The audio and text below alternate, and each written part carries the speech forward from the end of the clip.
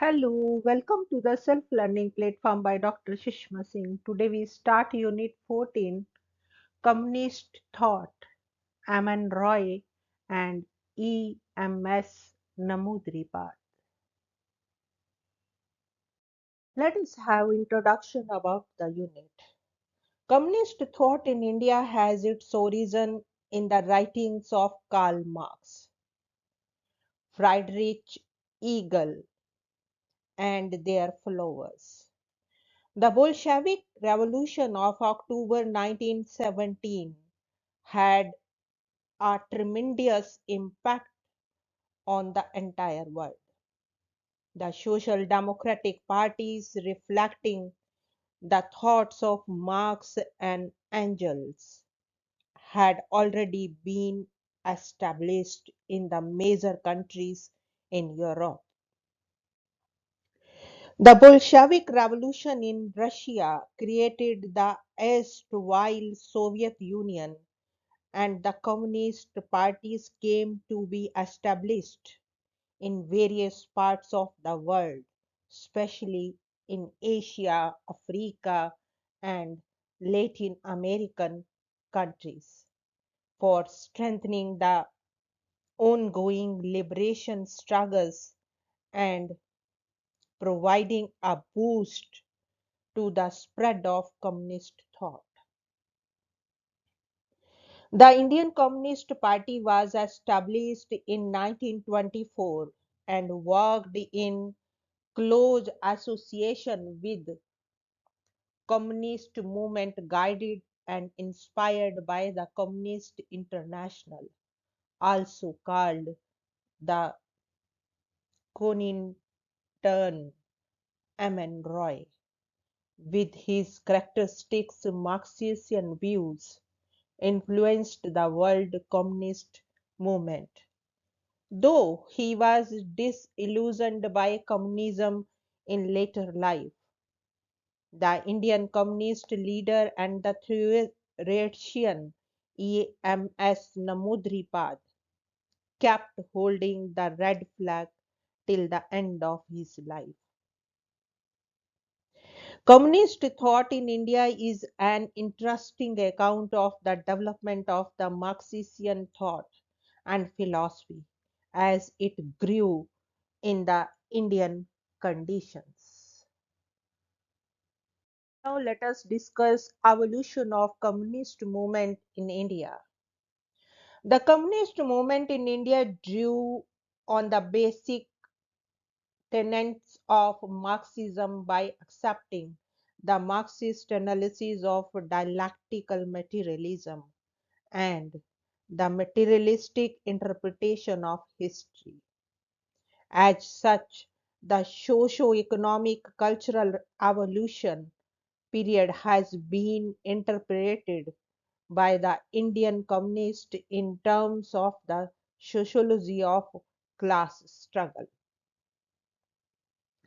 Like all the Marxists, the Indian communists, together with the other communists, believe in the destruction of capitalism and the eventual establishment of the socialist or communist society.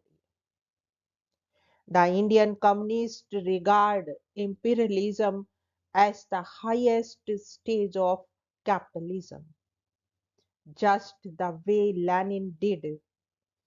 In India, the communists believe and in fact propagate that the working class in alliance with other toiling masses is alone capable of bringing about the socialist revolution. They also believe in proletarian internationalism. The communist movement in India thus has its intellectual and ideological roots in the philosophy of Marxism. The Indian Marxists not only accept Marxism but also interpret the Indian socio political developments in the Marxian style. At times, the interpretation seems imposed, while at others, it becomes a victim of oversimplification. They accept the following Marxist formulation as gospels beyond any doubt. The state and society are distinct entities. The type of society dictates the type of state. Accordingly, the state is not independent of society. Its relationship with society is that of a superstructure and a base. The state is an instrument of society. Those who control the society also control the state. The state is the state of dominant class. The state in a class society is also a class institution and as such seeks to establish the values of society. The capitalist state is the state of the capitalist by them and for them. In a capitalist society, the working class will organize itself and will seek to overthrow the capitalist society.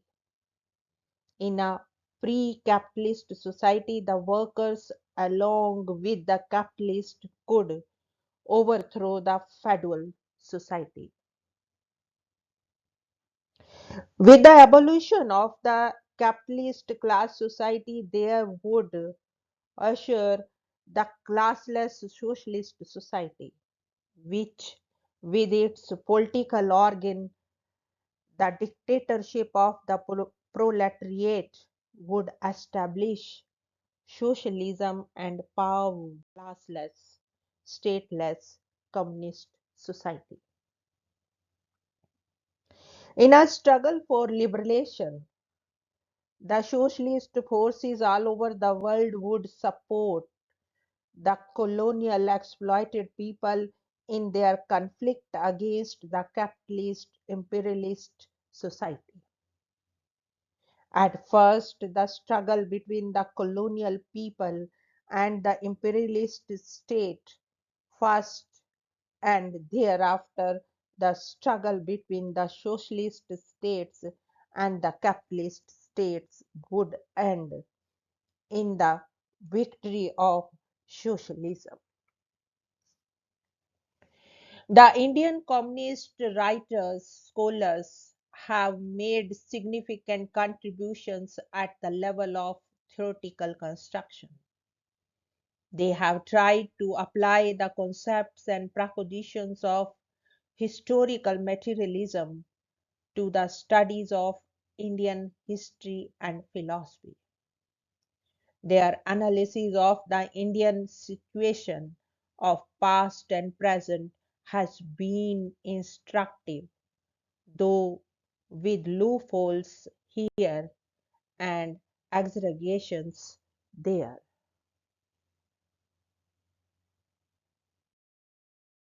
Next point is the establishment of Communist Party. The Communist Party of India was founded in September 1924, possibly at the initiative of Satya Bhakta of Uttar Pradesh. There were only 78 members belonging to the Indian Communist Party at the time of its foundation. Later, the membership rose to 250. Muzaffar Ahmad, the Communist Party of India and its foundation abroad, holds that the Communist Party of India was founded abroad and was affiliated with the Communist International. He states that the Communist Party was formed towards the end of 1920 at the Tashkent Military School. David Druha thinks that the Communist Party was founded in 1921 at Tashkent. In December 1929, the Communist Conference was held at Kanpur and was chaired by M.S. Singh, where a resolution was adopted calling for the formation of a Communist Party of India CPI with the headquarters in Bombay. Some differences emerged within the Communist Party in relation to its link with Communist International. Although the Communist Party of India was not legally a component of the Communist International, its ties with the international revolutionary movement were nevertheless being consolidated. There were closer links with the Communist Party of Great Britain. Its delegation of George Allison and Philip Spratt came to India in 1926-27. The Communists, much before the formation of legal Communist Party of India, had associated themselves with the liberation struggle. The Kanpur conspiracy case in 1924 was decided against the communist leaders S.A. Dang, Nalini Gupta, Muzaffar Ahmad, and Shaukat Usmani, awarding them imprisonment in the conspiracy case.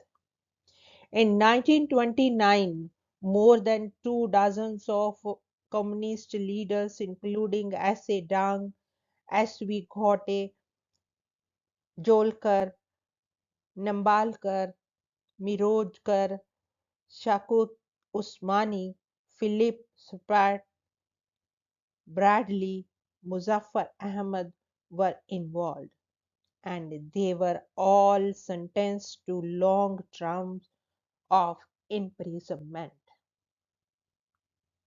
The Communist Party of India by 1928-29 had set before itself the goal of creating a mass scale revolutionary organization and an anti imperialist alliance. The Sixth World Congress of the Communist International in September 1928 had passed a resolution to strengthen the communist parties and the trade union organizations in the colonial countries and warned such bodies against the national reformist bourgeois organizations, including the temporary agreements with them over agitations launched against imperialistic forces. Now we want to wind up this lecture and thank you so much for your attention.